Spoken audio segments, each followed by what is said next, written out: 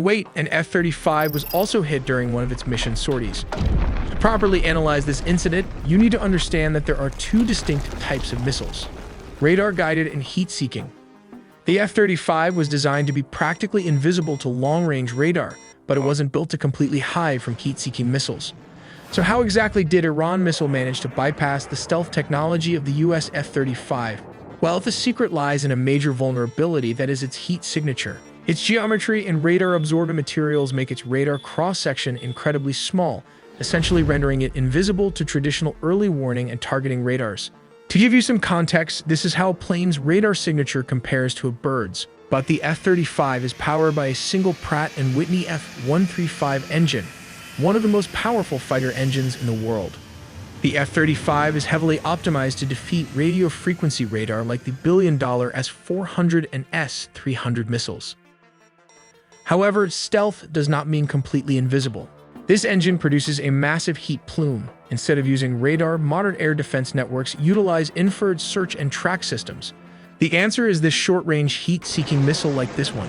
These passive sensors scan the skies for any heat anomalies. Because infrared search and track systems emit no energy themselves, the F-35's radar warning receivers would not alert the pilot that they were being painted by a target lock in the same way a radar lock would. But how did the missile lock, and how did the F-35 use evasive maneuvers? Once an infrared-guided missile is launched, the dynamic of the engagement changes to a race of physics and countermeasures. When the missile's IR seeker head locks onto the massive thermal output of the F-35's engine exhaust. But the detection, the F-35 is equipped with a distributed aperture system, 6 infrared cameras positioned around the aircraft that provide a 360-degree spherical view. The distributed aperture system detects the intense heat signature of the incoming missile's rocket motor and instantly alerts the pilot. To break the lock, the pilot executes high-G evasive maneuvers while simultaneously deploying flares. If the missile tracks the flares but is already within a lethal radius, its proximity fuse will trigger the warhead.